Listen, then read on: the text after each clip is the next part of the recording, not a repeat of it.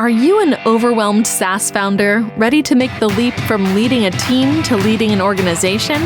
Join us each week as we refill your think tank with actionable tips and strategies from great business minds you know and those you don't know yet. This is SaaS Fuel with your host, 5-time entrepreneur, SaaS founder, and globetrotting adventurer, Jeff Maines. Welcome back to the SaaS Fuel podcast, where we create and launch new SaaS startups using only predictive tech suggestions from our smartphones. I'm your host, Jeff Maines. I help B2B SaaS founders like you scale from 7 figures, which is good, to 8 and 9 figures, which is outstanding.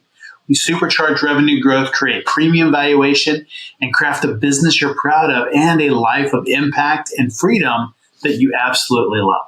Summertime, my favorite season, and we're approaching 2 days of special significance here in the States. The first is this Sunday, and it's Father's Day. So if you didn't remember, this is your reminder. Don't forget. It's a day to honor the paternal figures in our lives. Some biological, some we adopt, and some we just look up to. But no matter how, they are beacons of guidance, wisdom, and often unconditional love. Fathers wear many hats. They're protectors, role models, and often our biggest cheerleaders. They're the architects who provide the blueprint for life, the compass that guides us when we're lost, and the safe harbor in the turbulent seas of life. And their influence is immeasurable and their role absolutely invaluable. Now, I'm certainly not naive enough to think that that is descriptive of everyone's experience. I mean, maybe you had a great father and you're like, yeah, that's me. Or father figures. Maybe it wasn't biological. Maybe it's somebody that you looked up to and really filled that role for you. Or maybe you didn't. Or maybe you had none at all. But this is your opportunity, your challenge to be that going forward. Fatherhood isn't merely a title or determined by biology. It's a commitment to look after the well-being of others. I mean, it's about leading by example, nurturing with patience, and teaching with wisdom. It's about being a pillar of strength and a fountain of comfort. So on Father's Day, we celebrate and acknowledge those remarkable individuals who, in their unique ways, have shaped our lives. In the spirit of reflection, let's also remember another significant day in June, which is Monday, the day after Father's Day, which is Juneteenth, or Emancipation Day. It's a poignant reminder of the enduring struggle for freedom and equality. As we honor the sacrifice and resilience of those who fought for liberation, civil rights, and opportunity, we're reminded of the universal learning for freedom that unites us all. Fathers, in their own way, play a part in this narrative, a big part. They work towards creating a world of opportunities for their children, a world where they're free to dream, free to grow, free to become who they aspire to be. Free at last, free at last. This weekend is an ideal time to reflect on the lessons we've learned from our fathers or father figures, and let's honor the influence and cherish their sacrifices. At the same time, let's remember the timeless values of freedom and equality and strive to uphold them in our daily lives. To fathers, to freedom, and to a future where everyone enjoys the right to dream and thrive. Together, we can make a difference, and together, we can create that future. Today's episode is sponsored by the book Small Fish, Big Pond, Building a World-Class Business That Swims Circles Around Competitors. So why do some SaaS companies achieve explosive growth while others sink into the depths? Why do some solutions inspire fierce brand loyalty while others are just interchangeable? And what can we as SaaS leaders learn from Fish? Small Fish, Big Pond delivers powerful marketing and leadership lessons guaranteed to enhance your marketing message, wrap value around your clients, and guide their buying journey to conclude that your company is the only solution for them. It includes step-by-step frameworks and time-tested growth tools to attract ideal clients, convert them, and transform them into brand ambassadors. So pick up the print, ebook, or audio today at smallfishbigpond.com or your favorite bookstores, wherever that may be. Our founder on Tuesday was Nina Suri. She is founder and CEO of Zappa AI, the SaaS platform that leverages AI to assist organizations in streamlining their hiring processes while eliminating bias, including unconscious bias. Very cool. And she also talked about her AI-powered SaaS called Empower, which is an AI-powered platform for companies to hire, develop, and retain neurodivergent talent.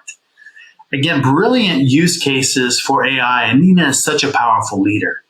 Our guest on the SaaS Fuel Expert Series a week ago was Phil Alvis, CEO and principal consultant at DevSquad. Phil led the build of over 100 SaaS products and led multiple clients to multi-million-dollar exits along the way.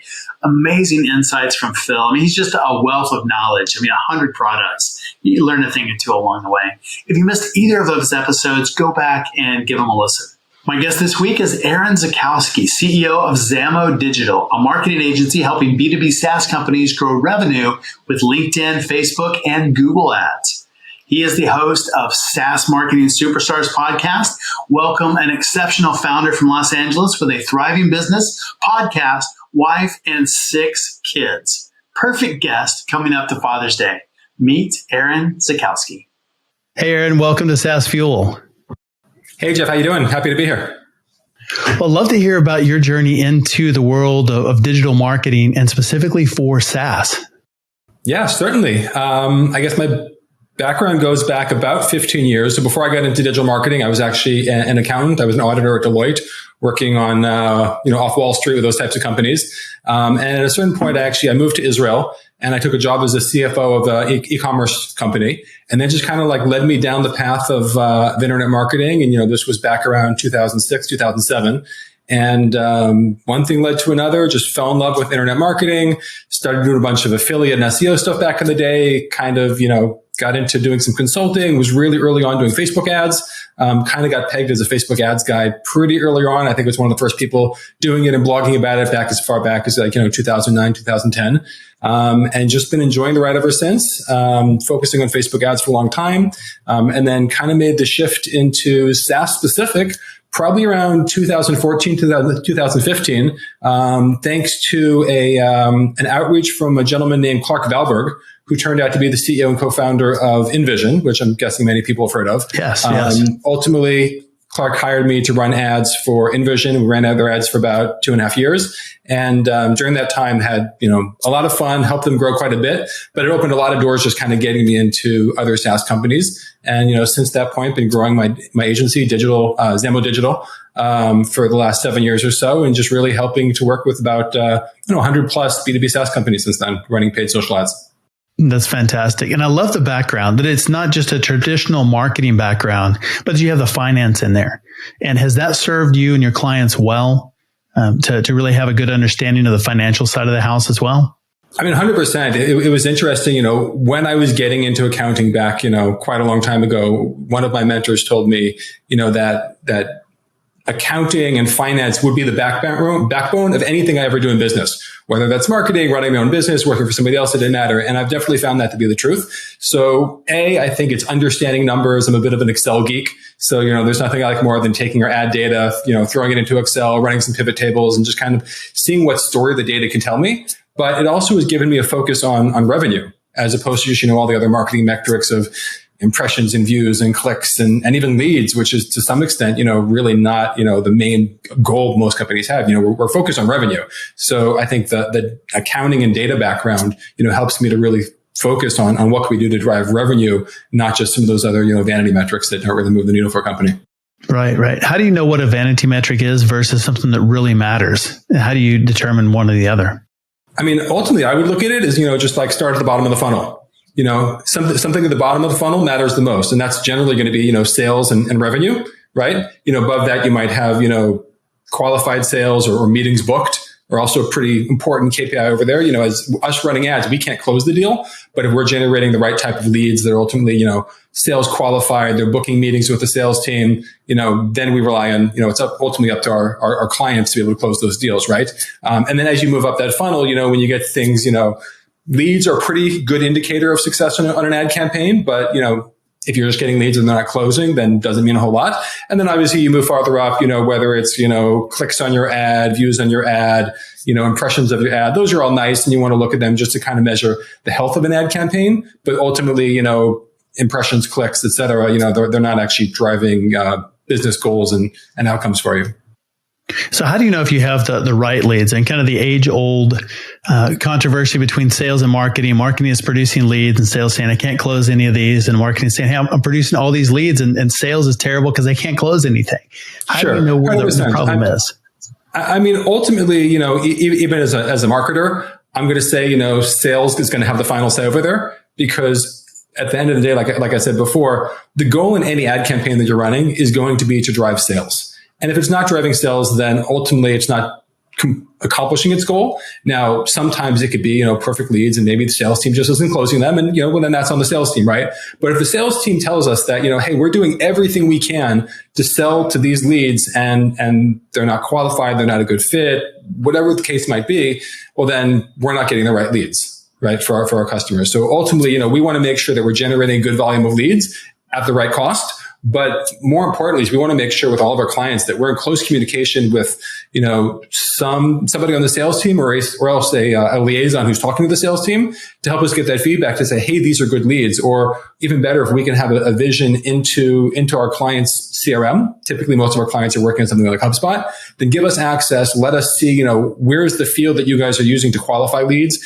and as they move through the pipeline. And then hopefully we'll be, in almost all cases, tracking UTM data from our ad campaigns into the CRM. So then we can see and sort on, well, which campaigns, which audiences, which ad creatives, et cetera, are actually driving the most outcomes farther down the funnel. And then that informs our decision making to make sure that we're iterating on the best creative and allocating budget to the places that are going to make the biggest impact, where sales is happy and management is happy and the board is happy and everybody's, enjoying the process.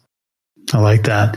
Has attribution become more difficult over the years, or is it easier now than it was before? I mean, attribution is definitely more complicated than it was before. It's still there. We could definitely still track things. So everyone knows, a couple of years ago, iOS 14 rolled out, and pixels start to go away. And certainly Facebook's data is a little bit less reliable than it was once upon a time.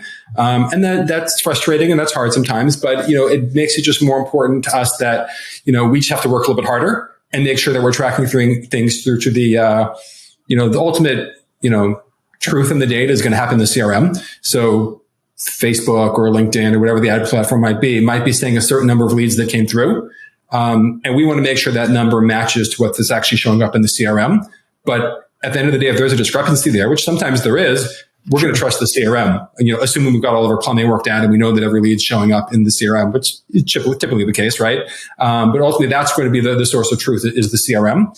And we want to, like I said, make sure that all the UTM data associated with our campaigns and everything is being captured into that CRM. So at the end of, once a week, once every 2 weeks, once every month, depending on what the appropriate time frame is for a certain client, we're going to want to compare that data. So we're going to export all those leads that came in from the time period out of HubSpot or whatever CRM it might be. We're going to run a pivot table so we can see, on a campaign level, on an audience level, et cetera, how many leads came in at each and move down to each different point within the pipeline. And then we're going to do the same thing with our ad campaign data, let's say out of Facebook.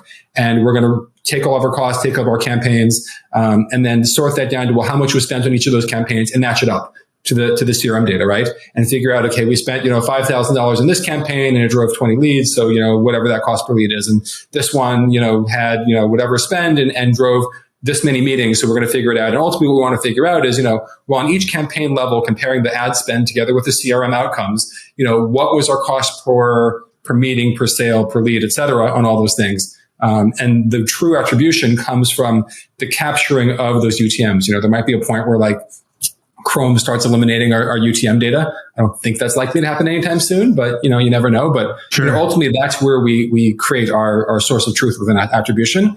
But, certainly there's an element of, building branding and engagement and things like that where people don't click, right? And, they watch a video ad and they engage or they click the ad, they don't convert, and then they go and they Google you and then they join your email list and then they click on an email 2 weeks later. And this whole circuitous route that we know is really the true, I think, buying cycle that most B2B buyers go through. Right. And in many cases, that type of attribution gets really messy, right? So it's one of the reasons why we want to make sure that the UTM data is at least on a first touch and last touch basis, going to be tracked within the CRM. But there's a whole lot of pieces in there that impact that you can't attribute properly. But, the marketing team, the executive team, et cetera, just has to have, a good sense and trust their gut to say we know we can't track this, but we know it's having an impact and we should keep doing that.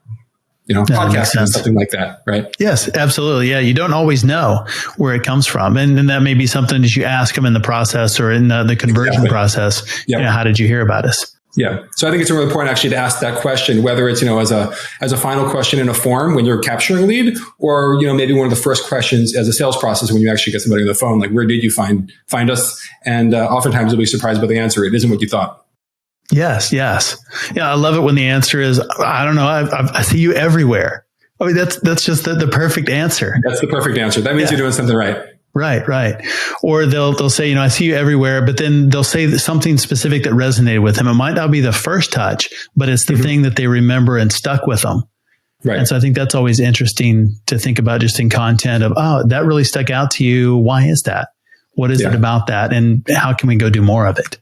Yeah. And understanding from the leads, from the customers and clients, what are those points that had an impact on them in their own words, and recognizing that touch point might not have been attributable, but understanding from that feedback that's important. We need to double down and do more of that. And hopefully after you talk with more and more people, you start noticing patterns that come up, and understanding where should be investing more time and resources. Yeah, I think that always happens where you see patterns, either, as humans we do, or in the data. Right. So that's always interesting. Yeah.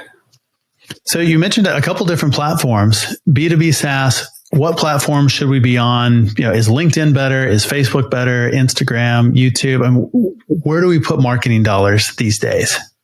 What's better?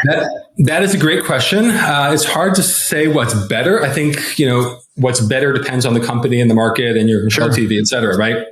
So we'll put it this way. LinkedIn is typically going to be the obvious first thought that most people have when they think about B2B, and with good reason, right? They've got incredible targeting that's really, based on firmographics and demographics and based on individuals and all those types of things. But honestly, we've found over the past couple of years, and including, very recently this month, that Meta, Facebook, Instagram, can work, extremely well also at driving, revenue, leads, everything we need, both to smaller companies as well as to, larger companies that are targeting, small, medium enterprise, $10 million revenue plus companies with high ticket, 5-figure contracts as well. And we've been in the past year, I think we drove, $4 million in ARR on Facebook and Instagram alone for one of our clients that's selling an $84,000 a year contract value. So it definitely works. I would say that if you've got a smaller LTV product, it's maybe $500, it's a couple $1,000s in terms of LTV. Facebook is probably going to be more the direction to go because generally you can get a lower cost lead over there. I think there's also an element of what's the total addressable market. If you're working with if your target customer ultimately is small companies, it's got a really big number of companies you can go after. Again, Facebook, Instagram is probably the place to go. One of the things we're noticing lately, Facebook itself is not performing quite as well, but Instagram is actually doing better. So they're obviously part of the same platform. And most of the times we want to start off by, letting the algorithm decide where do we want to give the impressions, including both Facebook and Instagram together. But it's important to make sure that in your UTMs, you're dynamically inserting Facebook or Instagram and capturing that data in the CRM like we spoke about before. So then you can work back and say, well, which one of these platforms within Meta is actually performing better? And one of the things we've been noticing lately is Instagram tends to be outperforming Facebook in a lot of cases, although not all the time, which is why it's just important to test everything. A lot of people feel like Facebook is dying, and my personal feeling is probably a little bit on the decline. I know my personal usage of Facebook is definitely down from what it might have been a year or two ago, but at least for myself, and I think many other people I've been speaking to, that time is, there's some on TikTok and other platforms, something like that, but it's kind of switched to Instagram, which is still just part of the Meta platform. So from my point of view, it just really doesn't matter. They're still on the Meta ad platform. We're in places where we can reach them, and that works really well. That's good. On the LinkedIn side, to continue, the answer of what's the right platform. I think for LinkedIn, because things tend to be a little bit more expensive, at least on a CPM basis, on a cost per click basis, it tends to be for higher LTV products. So typically, I'd like to see, at least a $10,000 LTV or more before we're going to start running something on LinkedIn ads. But again, over there, it can work really well. It also doesn't tend to be a direct response platform quite as much. So one thing we've noticed is that, on Facebook, we can send people to a landing page and they're going to read that and they're going to convert in many cases, but that doesn't really work quite as well on LinkedIn. When you try and take a LinkedIn person and send them, direct response straight to a landing page, sign up for a lead, it just doesn't convert terribly well. right? Although native forms within LinkedIn do tend to do much better, but there's trade-offs in doing that again. But again, LinkedIn ads, if you've got a larger company you're going after, we'll say, if you've got specific positions within that company that you're going after, and like I said, if you've got a higher LTV product that you're selling, then LinkedIn is usually a great way to go. I like that. Is there a different quality of leads that you get from one platform than another? Yeah, great question. It's different leads. It's hard to say different quality of leads because it's apples and oranges to some extent. So, okay. So on LinkedIn, the thing that I really like about it and where I think, most people really succeed is that that the lead you're going to generate off of LinkedIn is typically going to be qualified from the point of view of, right person at the right company, right? Because you can target ads at companies at certain revenue numbers, at certain employee counts, at certain industries, et cetera, and job functions, job titles, skills, groups they're in, et cetera. The person you're getting is the right person. But because lead forms tend to be the best performing strategy, we'll call it over there. Most people are clicking on an ad, filling out a form, never actually visiting your website. So they've signed up and it is the right person, but they haven't seen that much. Their intent might not be super high, right? So getting those people onto meetings is a challenge. And we can talk about what are some techniques for getting those people onto meetings to make sure that you're actually closing revenue. On the Facebook side, and by Facebook, I mean Facebook and Instagram together, it acts a little bit differently. We've actually found much better success sending people to landing pages. The lead forms inside of Meta tend to be kind of garbage for B2B from our experience. They work well for a lot of small businesses and things like that. But, in our experience for these types of B2B and SaaS offers, they just don't work as well. But because people will generally go to a landing page, read the page, engage, consume some of your content and then sign up, the leads that come through are more likely to book a call and talk to your sales team. But with the caveat that they aren't always as qualified from the point of being the right person at the right company. You tend to get more small companies coming through, people that might not necessarily be the right person within that company. But, you are able to get calls through. You have to weed out the quality from the unqualified when you're doing that. So it really helps you have a sales team that's going to be dedicated to that process. And it's not that time consuming. It's just another step in the process there. But ultimately, when you do that, like I said before, we've seen our clients have tremendous revenue driving from that situation, even with, high 5-figure annual contract values. And that's something you could do some lead qualification on the landing page as well. Is that something that you guys do? We do usually try and, especially when we're using a landing page, have at least one qualifying question. We all know that as you add more fields onto your form, you're going to, hurt your conversion rate every time. But nevertheless, it is pretty important to have at least one qualifying question in there that doesn't create too much friction. Typically, you want it to be, like a multiple choice question, so they don't have to sit and think too much about it. And then that kind of weeds things out. And one of the interesting things we've actually seen lately, maybe about a year ago, Facebook rolled out for us what they call B2B targeting, where essentially it's targeting people based on estimated company size. So there's 3 tiers that they actually offer us right now. So it's people with 10 to 50 employees, 50 to 100 employees.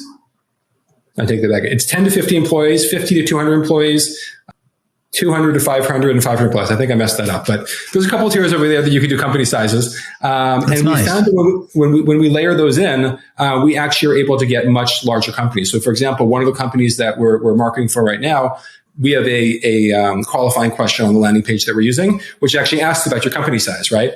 And we found that of the people, we're generating about 100 leads through the landing page every month.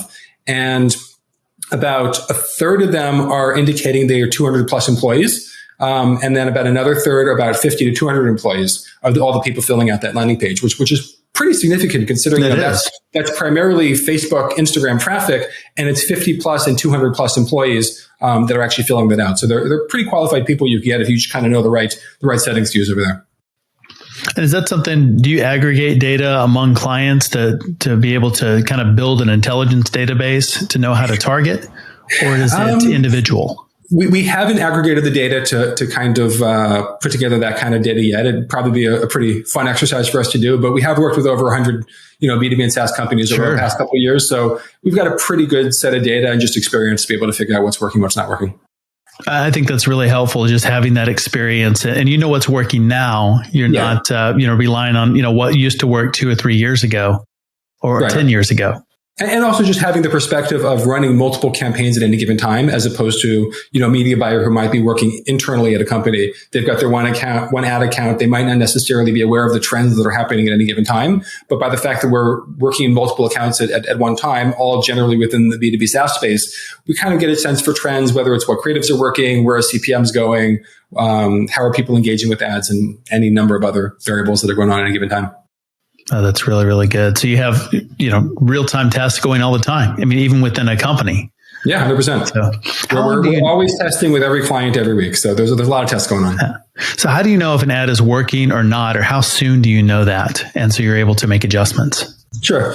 So figuring out something's not working is typically the easiest thing. And one of the ways we could do that is we can kind of benchmark, we look at a successful ad and we understand, a successful ad that did well and hit all of our KPIs, might have had a certain, cost per click and a certain CTR, click-through rate, et cetera, right? And so we can look at certain new ads and tests that we do and say, well, did they get close to those thresholds for what we know good looks like, right?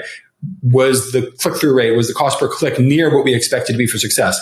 If it's a much lower click-through rate or a much higher cost per click, we've got a pretty good indicator very early on that this isn't going to work, right? And then we can turn things off without spending too much money. But in a situation where click-through rate's strong, cost per click is strong, we're going to want to let things run a little bit longer to see, what ends up being our cost per lead. And then it comes down to, let's say we're looking for a $100 target cost per lead, let's say.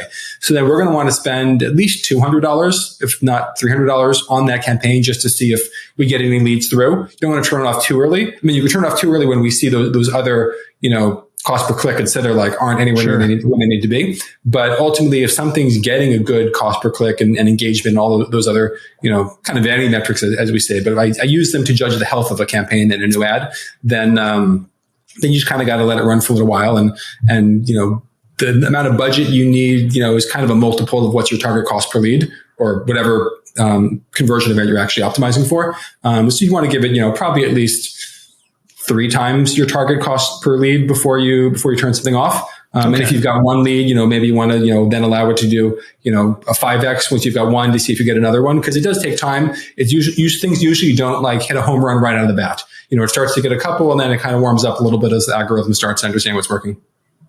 No, that makes a lot of sense. Yeah.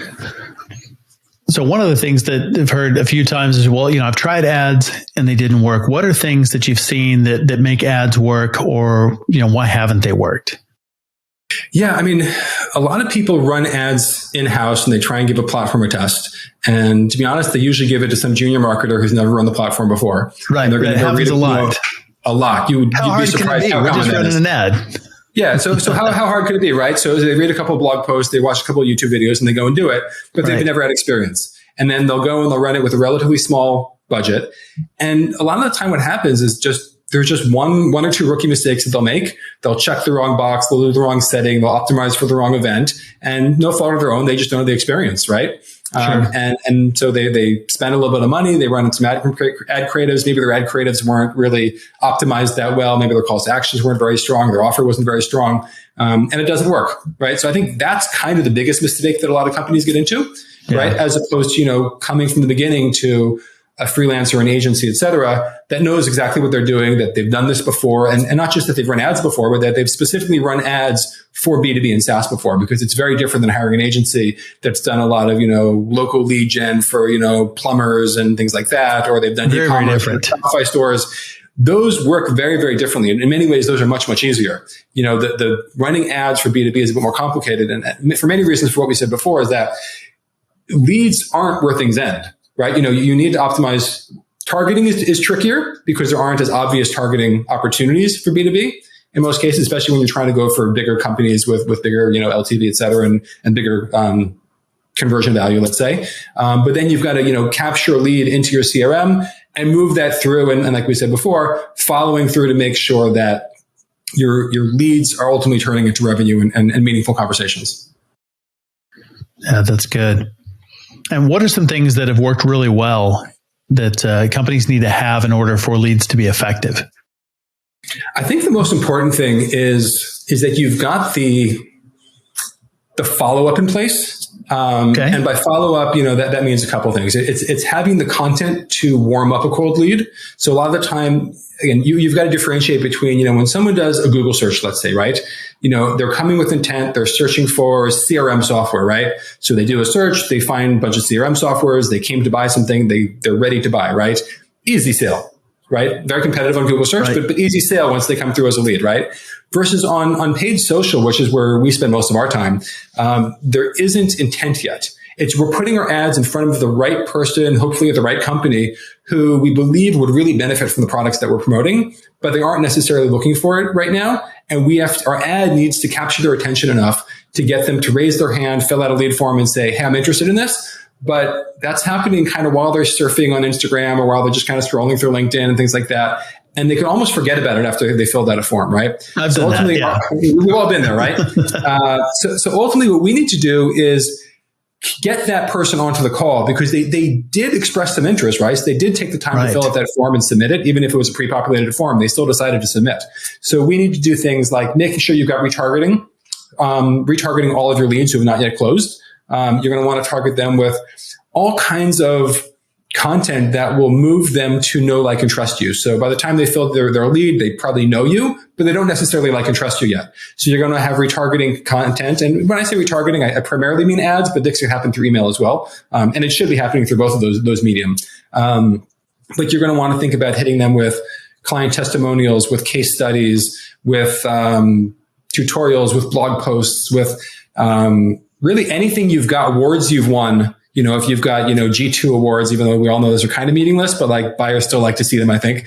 Sure. Anything you've got that could build trust and build an affinity. If you've got people in your company who are happy being on camera, or even if they're not happy, but they're confident being on camera, create those videos that just kind of show the face of your company, that allow them to connect with other people in your company culture. Those are all important pieces that you can do within retargeting to get people to, like we said, know, like, and trust you, and ultimately understand why you're the best solution. And then the other part of that is, making sure your sales team is, aggressive but not over aggressive in following up with those people, right? So one of the things that we've seen work really successfully is, when a lead comes through, obviously you make sure you email them right away, and the automation can do that and be as customized as possible. If you can include, a personalized video in that process, using a tool like Bonjoro or something like that, you could just, have a sales team or have somebody in your team just, film that 20, 30 second video just saying, "Hey, so glad to see you sign up, would love to, get on a call with you and learn more." If you can, take 10 seconds to get on their website, pull one piece of information out so you can customize it a little bit. One of the things that one of our clients is doing very successfully is, is finding people's LinkedIn profile and then using automation with a tool called Expandy, that for every lead that comes through, their CEO has automation to automatically connect with that person. And then they're having a very high connect rate because they're mentioning in the connection request, "Hey, you just filled out a form over on our website. We'd love to connect and, see how we can help you," right? And then as soon as that person connects, they have a message that hits them up inside their LinkedIn inbox, which is getting noticed a lot more than their regular email inbox. And one other thing that we typically do is, when we're using LinkedIn lead forms, we'll actually make sure one of the pieces of data that we want to capture automatically is their LinkedIn profile URL. So that's automatically populated. They just have to hit submit and allow it to be transferred to us. And that makes it really easy then for us to go and have our clients connect with them and just have that one additional touch point to be able to follow up. And then other things people are doing, obviously, if you're capturing a phone number, call them, text them. In many cases, we choose not to ask for the phone number because it's a point of friction and most people don't want to be called. Right. But then you could use a tool like Apollo IO, right? And then you could take the lead information that you have, run it through Apollo, get the person's phone number, and then call them without having asked for it before. Maybe it's a little bit of a gray area that some people might like because they didn't submit it, but ultimately this person did submit a form to you and say they want to be in touch with you. So in my mind, it's fair game to be able to follow up with email, even if you found it through other ways. Sure. Half the time they probably wouldn't remember if they gave you a phone number or not. They just filled out the form. Exactly right. Yeah. And if there's value, none of us mind phone calls or text messages when there's value. What we don't want is more spam. And so that's really important. And I don't think it's spam. If you've reached out to this company, they're trying to give you good support and say, "Hey, you wanted this thing. We're trying to get it to you." Right. Yeah. So it's definitely a positive experience. And then when we do that, then there's usually not a lot of pushback of, why are you calling me? Right. I think the important thing is you're using as many comfortable, casual, friendly ways to touch that person, and hopefully finding the way that they're going to pay attention to you. and doing it as quickly as possible after that initial lead, because we all know that time to follow up is one of the most important things. Because, within a day or two, if you haven't followed up, it's almost too late. Right. They've already forgotten. Yep. Yeah, that definitely happens a lot. So what have you seen from a creative standpoint? What works on one platform? Is it the same for all of them, or is it different across platforms? Yeah, so great question. On the LinkedIn side, for direct response, if you're trying to get someone to fill out a form, we've generally found that using image ads works the best. If you're looking for engagement and branding, oftentimes we'll want to use like a video ad at the top of the funnel, and then just get people to engage in that video, to watch the video, and then we can retarget them. And then the retargeting level is where we're going to retargeting the people watching the video. That's where we're actually going to have the offer and get people to convert. On Facebook and Instagram, they both tend to work, video and image, really well. One of the things we're pushing a lot of clients towards now is using video in the sense of kind of that TikTok, user generated content style video where, you kind of got someone on camera with the captions going across the bottom. If there's ways to iterate on that and make it more fun, that's harder for a lot of companies to create, but, it stands out. And one of the things we have to remember as marketers is that, as we're trying to capture the attention of our target prospects on whatever social platform it might be, we're competing for attention with every other marketing message and everything else going on in somebody's day, that's hitting them. And in terms of marketing messages, there's data showing that, the average American sees, like thousands of marketing messages in the course of the day between logos and stories we drive past and all the things we see on the internet. And you got to stand out from that, right? So what can you do to be as engaging and attention grabbing as possible? So sometimes, a boring image isn't going to do the job, but creating the type of video style that they're enjoying to watch on TikTok or their Instagram Reels or something like that, that type of content is what's going to stand out. Now, ultimately, we do see that images can still work. But again, the most important thing is to make sure that you're being as relevant as possible, because relevancy is probably the most attention grabbing thing there is. So yes, we want to have bright colors and things like that. But oftentimes in B2B, what's worked the most historically and kind of still true today is an image with just big, bold text on it. So it's like as you're scrolling through your feed, like you're going to see it because you kind of give everything that split second consideration as it goes through your feed. And if the text is big and clear and feels relevant to you, you're going to stop, even if it's a boring B2B offer. Because again, if it's something that you feel like is going to help you in your day, even if you're not at work right now, you're at home, before bed or sitting on the couch and just kind of scrolling through your feed, vegging out. If something feels relevant and it feels like something that's going to make your job better, it's going to make you more successful, that's relevant, right? That's engaging. Even if the image wasn't terribly fun, even if it wasn't, cats dancing around or fun young people, sitting on camera, it's still relevant. People will click it. I think many times what we've shown the data to show is that people won't necessarily even convert on that first click because they're thinking, oh, this is relevant, but it's 9:00 at night. I'm really not interested in filling out this form right now. And we've been I've spoken to a lot of people over the years about their behavior and also try and pay attention to my own behavior. What I think a lot of people do is they'll actually, forward it to themselves. They'll copy the link off the ad and just email it to themselves to open the next day in the office. So there was a time a couple of years ago where Facebook actually gave us the data to see, what was the click device and what was the conversion device. And what we often saw, and this was, very data backed, is that the initial impression and click would happen on a mobile device, but then the conversion device was actually on desktop. Often the next morning that people would convert there. So something relevant because it's going to help them be successful at work will grab people even when they're not in work mode on social. And it will compete with, all those, potentially more fun and engaging type of media. Right. But ultimately what's going to work is just something that feels like it has product market fit, that it feels like it is going to help you. And I think pretty importantly, it should be some kind of a unique offer.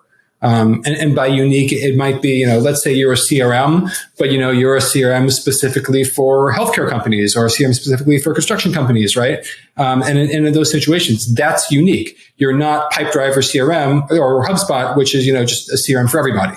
Right. So by calling out your unique target audience that you're going to help, that's being unique there's a million ways you can make your offer stand out. And generally when an offer is more generic, we find it harder to actually make it work. Right. But if we have a client that is selling something, that's a little bit more unique, that can stand out in some way as a special twist on it, then that's generally going to be more successful. I think it makes a lot of sense. Definitely standing out because the market is crowded. Yeah. How do we balance like entertaining ads versus educational? Is there a balance there, or do we try both and see what the audience likes? Listen, my feeling is try everything, right? If you can combine those two things, I think that's the best. If you can do, entertaining and educational at the same time, well, then, that's usually going to be a win. I think if I had one or the other, I would want a clear message that clearly grabs the right person, that speaks to the right person and tells them, here's what we have to offer you and why it's going to make your life better, right? I'd rather have that clear message boring than a weaker message exciting, right? So that's kind of the way that we look at it. And we study a lot of ads. We're looking at, what are other B2B companies doing? What are direct to consumer companies doing? And how can we iterate off that? I've at this point got a swipe file of, probably thousands of different ad screenshots and videos that I've downloaded over the years. And every time we're trying to come up with new ideas for our clients, it's jump into the swipe file. Let's see what's in there already. How can we adapt these different things? Send these over to the design team, send them over to the copywriting team, and just see, how can we do that? And I think having a good swipe file of ads that you like is one of the best ways to just spark creativity. Because if we can borrow from other smart marketers rather than recreating the wheel every time, I think makes things go a lot more successfully and a lot more easily and more quickly. Definitely. Yeah, that's something that everybody should have. And we've kept one for quite a few years. Yeah. And it is just invaluable. I mean, it's a lot different than just staring at a blank screen going, okay, well, what do we do now? But when you can take 100%. That. I like that with videos as well. Be able to watch a video and then break down, what do they do at the beginning, the middle, the end? What's the hook? And you kind of deconstruct that framework. Okay, how do I plug my content into a framework that we know has been successful? Exactly. And a lot of time we've also got, copywriting templates that we use, and we know that we can, we've got 40 different copywriting templates that we use for our clients. And, we try and figure out depending on the client we're working on and what market they're in, et cetera, which one of these do we think is going to apply to this client? How can we fit their marketing message into this template? And we just test a bunch of them, and we know which ones have worked in the past, which ones don't. And we say, hang on to those, and being able to iterate off our own past experience and also off, like we said, ad creatives and other companies are doing, we'll grab somebody else's copy and throw it into our template as well and work that and tweak that as well. Yeah, I like that. So I thought it was really smart in retargeting get prospects. So they haven't converted yet, but they filled out a form. And so their leads, a lot of times that's where people stop. They're like, all right, I got the lead. Now marketing stops, but you're actually retargeting them, but it's not necessarily the same ad. Maybe they go into a different ad campaign. Is that what you're saying? Yeah. But it keeps them warm? Right. So typically we'll have, a top of funnel campaign and a retargeting campaign at the very basics, depending on the amount of traffic that a company's getting. But at the very basic level, we've got, top of funnel cold traffic, and we've got, a retargeting layer. In retargeting, we'll often use many of the same ads that worked at the top of the funnel. But if we can, depending on the audience sizes, et cetera, we will try to segment retargeting into people who have already converted as a lead and people haven't yet converted as a lead, right?